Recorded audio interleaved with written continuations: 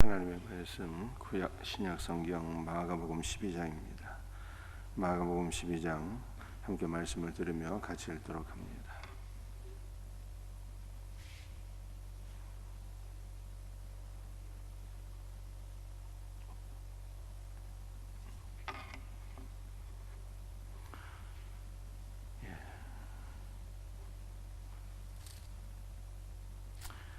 마가복음 12장 18절부터 27절까지만 같이 읽도록 하겠습니다.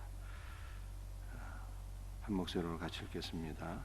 부활이 없다 하는 사두개인들이 예수께 와서 물어 이르되 선생님이여 모세가 우리에게 써주기를 어떤 사람의 형이 자식이 없이 아내를 두고 죽으면 그 동생이 그 아내를 취하여 형을 위하여 상속자를 세울지니라 하였나이다.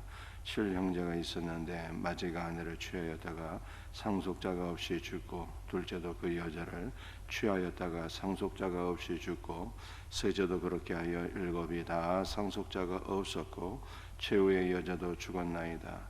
일곱 사람이 다 그를 아내로 취하였으니 부할 때 곧 그들이 살아날 때에 그 중에 누구의 아내가 되리까?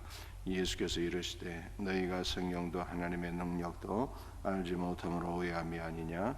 사람이 죽은 자 가운데서 살아날 때에는 장가도 아니하고 시집도 아니하고 하늘에 있는 천사들과 같으니라. 죽은 자가 살아난다는 것을 말할진대 너희가 모세의 책 중 가시나무 떨기에 관한 글에 하나님께서 모세에게 이르되 나는 아브라함의 하나님이요 이삭의 하나님이요 야곱의 하나님이로라 하신 말씀을 읽어보지 못하였느냐. 하나님은 죽은 자의 하나님이 아니요 산 자의 하나님이시라. 너희가 크게 오해하였도다 하시니라. 아멘.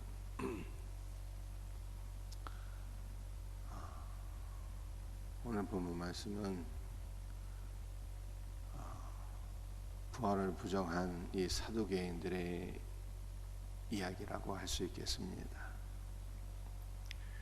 18절 말씀입니다. 부활이 없다는 사두개인들이 예수께 와서 물어 이르되, 여러분들 이스라엘에는 네 가지 분파가 있었는데요. 바리새파, 사두개인파, 그 다음에 에셈파, 또 열심당, 이렇게 크게 네 개의 분파가 있었습니다. 그 가운데 이 사두개인들은 어떤 사람들이었을까요? 대제사장 사독의 후예들이다 생각할 수 있겠습니다. 그래서 이들은 예수님 당시 성전을 중심으로 성전을 맡아서 주관하는 그러한 역할을 했어요. 유대인들은 1년에 기본적으로 최소한 3번은 하나님께 나아가서 제사를 드려야 됩니다. 우리가 이미 알고 있듯이 유월절과 오순절과 장막절이 되겠습니다. 이 세 절기에는 20세 이상의 남자 유대인들은 다 하나님 앞에 나아가서 감사로 제사를 드려야 돼요. 그것뿐입니까? 이스라엘은 기본적으로 하나님께 날마다 드려야 될 제사가 있잖아요. 상번제 매일 아침 저녁으로 드려야 되고요. 번제도 드려야 되고 속죄제, 속건제, 화목제, 소제, 기본적으로 5가지 제사가 있죠. 이 모든 이 제사를 통해서 많은 재물들이 성전 안으로 들어오겠죠. 그걸 다 관리하는 사람들이 누구였을까요? 바로 사두개인들이었어요. 그러므로 이 사두개인들은요, 이 물질적으로는 매우 부유한 삶을 살게 되었습니다. 이 사두개인들이 성전을 중심으로 해서 막대한 부를 형성하게 되었는데, 신학적으로는요, 이 사두개인들은 구약 성경 39권 가운데 오직 5권의 책만을 하나님의 말씀으로 인정했는데, 그것은 바로 모세오경이었어요. 창세기, 출애굽기, 레위기, 민수기, 신명기 5권의 책만 하나님의 말씀으로 인정했습니다. 그 이유가 무엇일까요? 모세오경에는 이 제사를 강조하는 것이 많이 나와 있잖아요. 아브라함은 어디로 가든지 하나님 앞에 제단을 쌓고 하나님 앞에 예배를 드렸어요. 특별히 모세오경 가운데 이 레위기는요, 제사법을 다 말씀하고 있잖아요. 성전과 제사법에 대해서. 그러니까는 성전을 중심으로 해서 제사를 관장했던 사두개인들에게 이 모세오경은 정말 하나님의 말씀이 아닐 수가 없습니다. 그렇다면 나머지 구약 성경은 왜 인정을 하지 않았을까요? 역사서도 있고 시가서도 있고 선지서도 있잖아요. 왜 이 성경들은 하나님의 말씀으로 인정하지 않았습니까? 그것은 나머지 성경 말씀에서는요, 제사를 부정하는 그런 말씀들이 있었기 때문입니다. 예를 들어서 사무엘서를 보게 되면 순종이 제사보다 낫고 듣는 것이 수양의 기름보다 나으니 이렇게 말씀하고 있어요. 제사를 부정하는 말씀은 아니지만 제사보다는 뭐가 더 중요한가? 순종이 더 중요해. 그러므로 제사가 그 중요성이 떨어지는 거예요. 사두개인들은 이러한 말씀들을 하나님의 말씀으로 인정하지 않았습니다. 또 시편 말씀을 보게 되면 어떠한 말씀들이 있을까요? 하나님이 구하시는 제사는 상한 심령이라 이렇게 말씀하고 있어요. 아니 우와 양으로 소와 양으로 하나님께 제사를 드려야지 이게 진짜 제사인 것 같은데 하나님 그런 제사를 요구하는 것이 아니라 우리의 상한 마음을 원하신다. 이 사두개인들이 인정할 수 없는 말씀들이었어요. 특별히 선지서로 넘어가게 되면은요, 더 이러한 것들이 심해지게 됩니다. 내가 너희의 절기를 미워하고 싫어하노라 이렇게 말씀하고 계세요. 천천의 우양이나 만만의 기름을 가져올지라도 나는 너희의 제사를 기뻐하지 않는다. 그래서 이 제사를 부정하는 이러한 말씀들이 역사서나 시가서나 선지서에 있기 때문에 구약 성경에 모세오경을 제외하고는요 하나님의 말씀으로 인정하지를 않았습니다. 이것이 사두개인들이었어요. 사두개인들은 기본적으로 성전을 중심으로 해서 제사를 관장해서 막대한 부를 이루었다라고 하는 것을 말씀드렸습니다. 그러다 보니까 이들에게는요 현실의 삶이 중요했어요. 내세에 관해서, 즉 천국이나 지옥이나 천사나 그런 거는 별로 관심사항이 없었습니다. 여기가 좋사오니 지금이 천국인 거예요. 그래서 이 사두개인들은요 천국도 부정하고 부활도 다 부정했습니다. 분명히 겉으로 보기에는 제사를 관장하고 참으로 거룩하고 종교성이 있고 신앙심이 깊은 것 같은데 사실은 이 믿음의 사람들이 전혀 아니었던 거죠. 하나님 말씀도 인정하지 않고 천국과 지옥도 인정하지 않고 부활도 인정하지 않으니 이게 어떻게 신자를 할 수 있겠습니까? 이러한 사람들이 바로 사두개인들이었어요. 그 사두개인들이 오늘 예수님께 부활을 부정하는 말을 또 하는 거예요. 어떠한 말을 했습니까? 7 형제가 있는데 첫째가 죽으니 둘째가 형수를 취하고 둘째도 죽고 셋째가 형수를 취하고 이렇게 해서 7이 다 형수를 취하였는데 부활 때 7 형제 가운데 이 여인은 누구의 아내가 되리까? 이 부활의 논리를 전혀 부정하는, 부활이 말도 안 된다고 하는, 부활은 있을 수도 없다고 하는 그러한 것을 이렇게 주장하게 된 거예요. 여러분들 이 구약 시대에는요 형사 취수 제도라는 게 있었어요.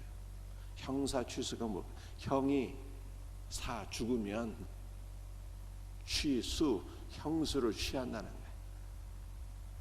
이러한 제도가 있었습니다. 여러분들 이러한 제도를 우리가 구약 성경에서 몇몇 사례를 볼 수가 있는데요. 예를 들어서 유다에게 세 아들이 있었습니다. 엘과 오난과 세라. 이 엘이라고 하는 자가 하나님 보시기에 악하여서 하나님께서 그를 죽이셨습니다. 엘이 죽고 나니까 이 동생 오난이 형을 취하게 되죠. 이러한 제도가 있었어요. 근데 형제들 가운데 형을 취할 수 있는 동생이 없으면은 어떻게 됩니까? 그 범위가 친족으로 넘어가게 되는 거예요. 가장 가까운 친족이 형을 그 죽은 자의 아내를 취하고 기업을 다시 일으켜 세워야 될 책무가 있었던 것입니다. 이러한 사례는 우리가 누구에게서 볼 수가 있습니까? 룻과 보아스에게서 볼 수가 있는 것이죠. 이렇게 구약 시대에 있었던 형사 취수 제도는 미망인의 삶을 보호하고, 왜냐하면 구약 시대에는요 남편이 없는 이 아내는 과부잖아요. 홀로 살아가기 어려워요. 그래서 미망인들을 보호하기도 하고 죽은 자의 기업을 잊게 한다고 하는 이러한 이유로 인해서 형사 취수 제도가 있었습니다. 그런데 참으로 놀라운 것은요, 이 형사 취수 제도를 통해서 예수님이 오셨잖아요.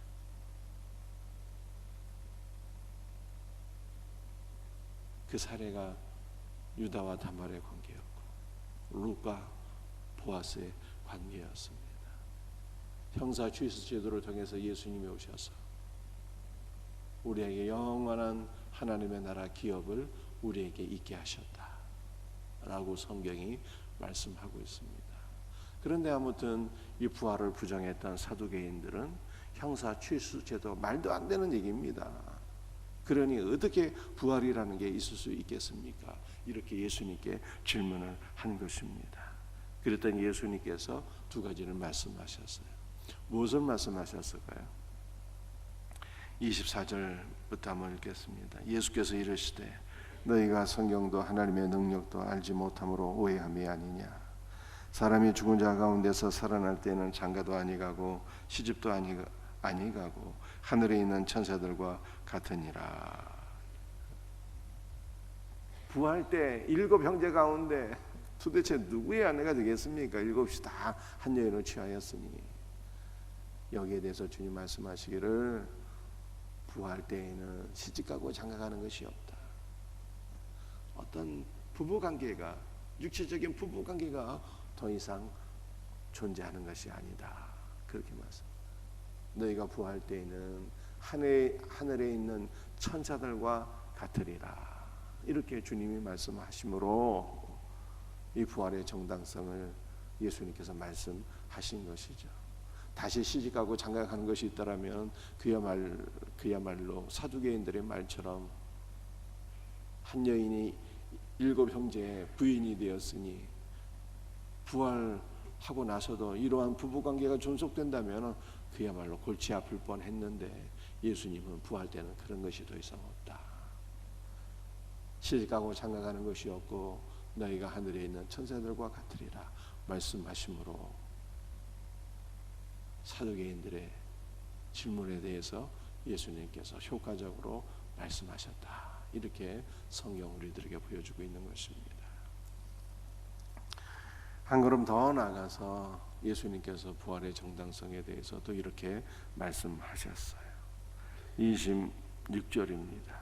죽은 자가 살아난다는 것을 말할진대 너희가 모세의 책 중 가시나무 떨기에 관한 글에 하나님께서 모세에게 이르시되 나는 아브라함의 하나님이요 이삭의 하나님이요 야곱의 하나님이로라 하신 말씀을 읽어보지 못하였느냐.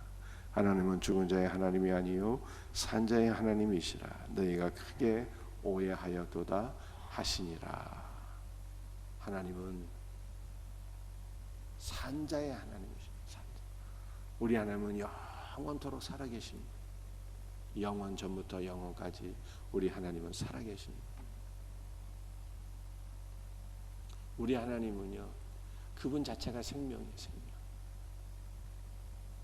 영원 전부터 영원까지 살아계시고 그분 자체가 생명이시기 때문에 그분이 그를 믿는 모든 자들에게 생명을 주시는데요 영원한 생명을 주십니다. 영원한 생명. 영원하신 하나님께서 저와 여러분들에게도 영원한 생명을 주셔서 우리는 죽은 것 같지만 참으로 살아있는 자들이에요. 참 생명을 소유한 자들입니다. 그러므로 하나님께는요 모든 사람들이 다 살아있는 거예요. 하나님은 죽은 자의 하나님이 아니라 살아있는 산 자의 하나님이시라. 예수님께서 그렇게 말씀하셨어요. 이러한 사례를 예수님께서 호렙산에서 나타나신 모세에게 나타나신 하나님의 말씀을 통해서 입증하셨잖아요. 하나님께서 모세에게 뭐라고 말씀하셨습니까? 나는 아브라함의 하나님이요 이삭의 하나님이요 야곱의 하나님이로다. 이렇게 말씀하셨어요. 이 모세 시대에 아브라함과 이삭과 야곱은 다 이미 죽은 사람들이거든요. 그런데 하나님의 관점에서는 죽은 자가 아닌 것이죠. 왜냐하면 그들은 지금 살아서 하나님과 함께 있는 자들이잖아요. 비록 육신은 죽었으나 그들의 영은 살아서 하나님과 함께 있다 이 말이에요. 여러분들은 예수를 믿고 죽은 자들은 비록 육신은 잠들어 있지만 예수를 믿고 죽은 자들의 영은 다 우리 주님과 함께 살아있는 거예요. 그러므로 우리 주님은 죽은 자의 하나님이 아니요 산 자의 하나님이시라. 영이 살아있기 때문에 육신은 어떻게 되는 것입니까? 지금 잠시 잠들어 있지만 영이 살아있기 때문에 육신은 다시 부활하게 되는 것이죠. 그러므로 예수님은 부활의 정당성을 이렇게 말씀하신 거예요. 영이 살아있어요. 지금 우리 주님께서 영원한 생명을 주셔서 그 영이 주님과 함께 살아있기 때문에 그들의 육신은 잠깐 잠들어 있지만 영과 육신이 다시 결합하여서 죽은 자의 몸이 다시 살아난다라고 하는 것을 주님이 말씀하신 것입니다. 그러므로 이제 우리도 어떠한 소망을 갖고 살아야 되는 것입니까? 부활에 대한 소망을 갖고 살아야 되는 것이죠. 하나님 나라에 대한 소망을 갖고 살아야 되는 것입니다. 부활을 부정하고 하나님의 나라를 부정하고 어떻게 신자라 할 수 있겠습니까? 우리 주님 다시 오실 때 죽은 자의 부활이 있게 될 것을 성경이 말씀하고 있어요. 그러므로 그리스도 안에서 죽은 자들을 우리가 다 그리스도 안에서 만나보게 되는 거예요. 먼저 돌아가신 우리 부모님들도, 먼저 주 안에서 잠들게 된 우리의 육신의 가족들도 다 그리스도 안에서 다시 만나게 될 소망과 기쁨이 우리에게 분명히 있는 것입니다. 이 부활의 소망을 갖고 우리가 살아갈 수 있기를 주의 이름으로 축복합니다. 여러분들 부활이 있다는 것은 내세가 있다는 뜻이잖아요. 영원하신 하나님의 나라가 있다는 뜻입니다. 그러므로 우리는 영원하신 하나님의 나라를 소망하며 살아야 돼요. 여러분들 하나님께서 왜 우리에게 때로 고난을 주시고 아픔을 주시고 슬픔을 주실까요? 그것은 영원하신 하나님의 나라를 소망하라고 하나님께서 고난도 아픔도 슬픔도 주시는 거예요. 여러분들 사두개인이 어떤 사람이라고 제가 말씀을 드렸습니까? 이 사두개인들은요 너무 부자예요. 너무 부자. 그 여기가 좋사오니 더 이상 하나님의 나라를 소망하지 않는 자들이죠. 우리도 그렇게 될까 봐 하나님께서 때로 우리들에게 아픔도 주시고 고난도 주시고 슬픔도 주셔서 여기가 천국이 아닌 것을 깨닫게 하시고 영원하신 하나님의 나라 천국을 바라보고 소망하게 하시는 것입니다. 그러므로 예수 믿는 신자에게는 모든 것이 다 복인 거예요. 복도 복이요, 고난도 복이요, 기쁨도 복이요, 슬픔도 복인 거예요. 그리스도 예수 안에서는 모든 것이 다 복이요, 모든 것이 합력하여서 선을 이루는 것입니다. 오늘 하루도 우리가 어떠한 형편 가운데 있든지 영원하신 하나님의 나라를 바라보고 소망하며 기쁨 가운데 살아갈 수 있기를 주의 이름으로 축복합니다. 우리에게 영원한 하나님의 나라가 있기 때문에 이제는 우리는 어떻게 살아야 되는 것입니까? 그 나라를 바라보며 소망하며 이 땅 가운데서 하나님께서 맡겨주신 모든 일들을 흔들림 없이 잘 감당해야 되는 것이죠. 내세에 부활이 없다면, 내세에 하나님의 나라가 없다면 우리가 주님을 위해서 살아야 할 이유가 무엇입니까? 아무런 이유가 없어요.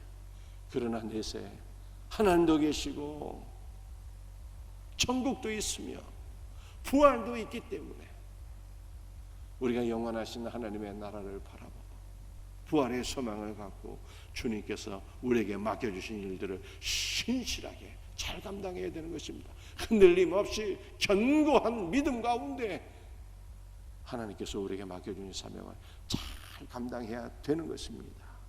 이와 같은 은혜가 우리 모두에게 있기를 주 예수의 이름으로 축복합니다. 기도하시겠어요?